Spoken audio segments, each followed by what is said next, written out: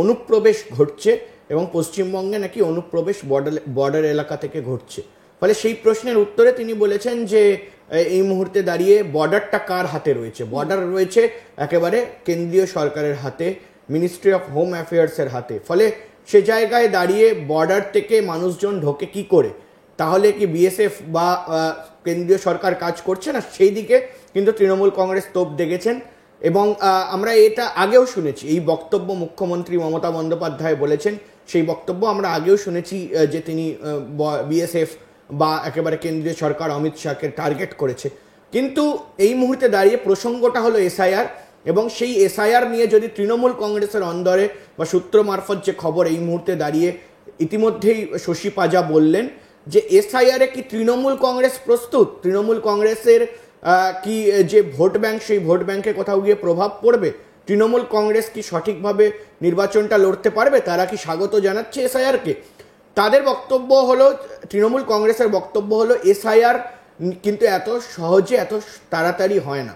এর আগে যখন 2002 সালে এসআইআর হয়েছিল তখন কিন্তু দীর্ঘ বছর সময় নিয়ে হয়েছিল।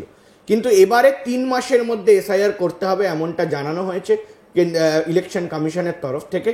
কিন্তু সেটাকেই মাত্র বিরোধিতা জানাচ্ছে তৃণমূল কংগ্রেস। কিন্তু তৃণমূল কংগ্রেসের অন্দরে কান পাতলে এটাও শোনা যাচ্ছে যে ইতিমধ্যে এই যে এসআইআর, সেই এসআইআর যে হবে, সেই এসআইআর হওয়া নিয়ে কোনো রকম সন্দেহ ছিল না তৃণমূল কংগ্রেসের অন্দরে।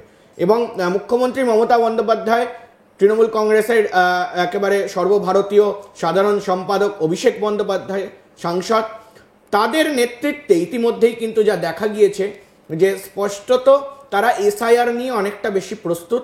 এবং ইতিমধ্যেই শশী পাজা যেটা বললেন, এই মুহূর্তে আমরা আমাদের দর্শক যারা এই মুহূর্তে আমাদের সঙ্গে রয়েছেন, যারা বাইকটা শুনলেন, শশী পাজার বক্তব্য শুনলেন, তার বক্তব্যে কিন্তু স্পষ্ট যে তারা বছরে 3 বার করে এই যে ভোটার তালিকা সেগুলো নিয়ে রিভিশন করেন, সেগুলো নিয়ে পরীক্ষা নিরীক্ষা করেন। ফলে স্পষ্টত এই মুহূর্তে দাঁড়িয়ে কিন্তু এটা একটা হাইপ ক্রিয়েট করার চেষ্টা হলেও কোথাও গিয়ে এটাই কিন্তু বিজেপির কাছে ব্যাকফায়ার করতে পারে। যে তৃণমূল কংগ্রেস বারবার করে যে ন্যারেটিভটা এই মুহূর্তে নিয়ে আসছে যে যদি এসআইআর হয় তাহলে কি এটা ব্যাকডোর এনআরসি বা ব্যাকডোর সিএ, তো সে জায়গায় দাঁড়িয়ে নাগরিকত্বও কি মানুষ হারাতে পারে, সেই বিষয়টা কিন্তু বারবার করে তোলা হচ্ছে। ফলে সে জায়গায় দাঁড়িয়ে স্পষ্ট হচ্ছে কোথাও গিয়ে মানুষের মনে কিন্তু একটি ভয় থাকছে। ফলে সে জায়গায় দাঁড়িয়ে কিন্তু ভোটার তালিকা থেকে বা ভোটার লিস্ট থেকে এত সহজে যে বাদ পড়া মানুষের নাম বা তৃণমূল কংগ্রেসের ভোট ব্যাংককে আরও বেশি বলা যায় যে কোথাও গিয়ে শক্তিশালী করে তুলবে আগামী দিনের জন্য। কারণ তৃণমূল কংগ্রেস তারা বারবারই বলছে তাদের যে ভোটার তালিকা, সেই ভোটার তালিকা নিয়ে বুথে বুথে স্তরে স্তরে তারা কাজ করছেন এবং তাদের এজেন্টরা যথেষ্ট বেশি সক্রিয়। কারণ একেবারে বলা যায় যে শাসক দল এবং শাসক দলের যে একটা গ্রাউন্ড লেভেলে যা এজেন্ট থেকে শুরু করে যে রুটটা রয়েছে সেটা অনেক বেশি। ফলে সেই জন্য কিন্তু তারা বলছেন যে এসআইআরকে আমরা স্বাগত জানাচ্ছি, কিন্তু অবশ্যই এসআইআর এর বিরোধিতা কোন জায়গায় তাদের, যে এসআইআর যেন ব্যাকডোর এনআরসি বা সিএএ না হয়, এবং তার পাশাপাশি এসআইআর যেটা প্রক্রিয়া হচ্ছে সেটা আরও বেশি দিন ধরে হলে ওনাদের মনে হচ্ছে ভালো হতো।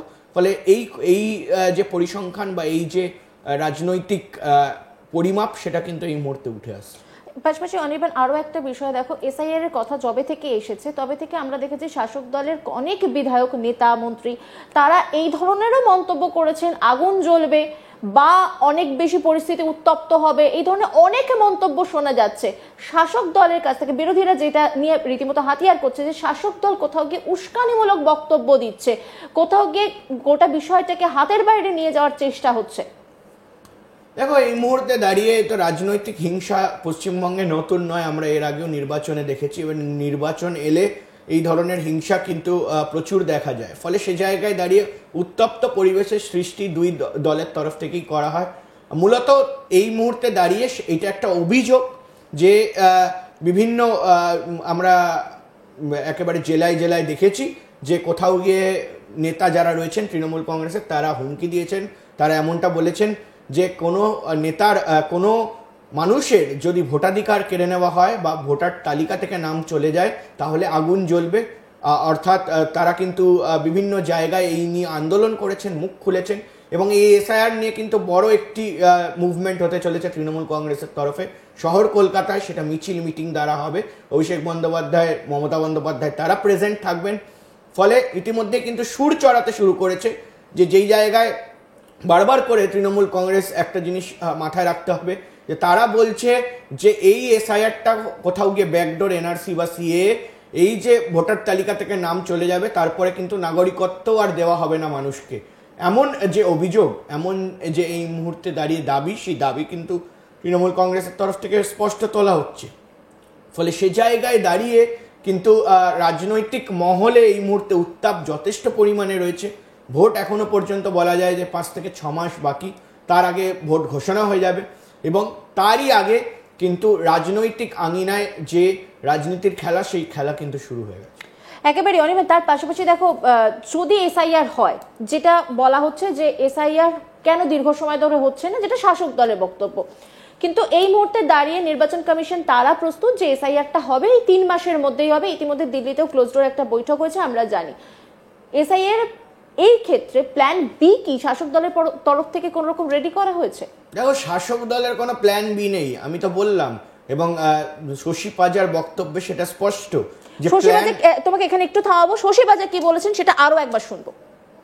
যদি এসআইআর হয় তাহলে দলের তরফ থেকে কি কোনো স্ট্যান্ড পয়েন্ট তৈরি হয়েছে যে ব্লক স্তরে বা বিধানসভা স্তরে কিভাবে ডিল করা হবে সেটা আমাদের যখন পার্টি আমাদেরকে যেরকম বলবে আমরা আপনাদেরকে নিশ্চয়ই জানাবো। তবে এসআইআর যে এনআরসি ব্যাকডোর একটা রাস্তা, সেটার বিরুদ্ধে নিশ্চয়ই চলবে। এবং আপনি বাদ দেওয়ার যে চেষ্টা করছেন, বাদ দেব প্রকৃত ভোটার, প্রকৃত নাগরিক, আপনি বুঝতেই পেরেছেন নেতৃত্ব এটা নিয়ে ভীষণভাবে বিরক্ত এবং জানিয়েছে প্রতিবাদ। আমাদের মেশিনারি, ইলেকশন মেশিনারি সারা বছরই তৈরি থাকে, তো আমাদের সারা বছরই আমরা ভোটার লিস্ট নিয়ে আমরা জানি যে ভোটার লিস্টে কিভাবে কাজ করতে হয়। আমরা নতুন ভোটারকে নিশ্চয়ই ঢোকাবো, যারা শিফটেড ভোটার্স আছে, চলে গেছে মূলত, আমরা নিশ্চয়ই চাই যে ওরা ওখানেও ভোটার কার্ড করুক। এইগুলো ফেক, ফলস ন্যারেটিভ। এবং তাই আমাদের যখন ইলেকশন মেশিনারি রেডি আছে, আমার সমস্ত বুথ লেভেল এজেন্টস রেডি আছে, যাদের নেই, যাদের অর্গানাইজেশন নেই মাটি স্তরেতে, আমরা তাদেরকে দিচ্ছি বেশি চেঁচামেচি করছি এসআইআর।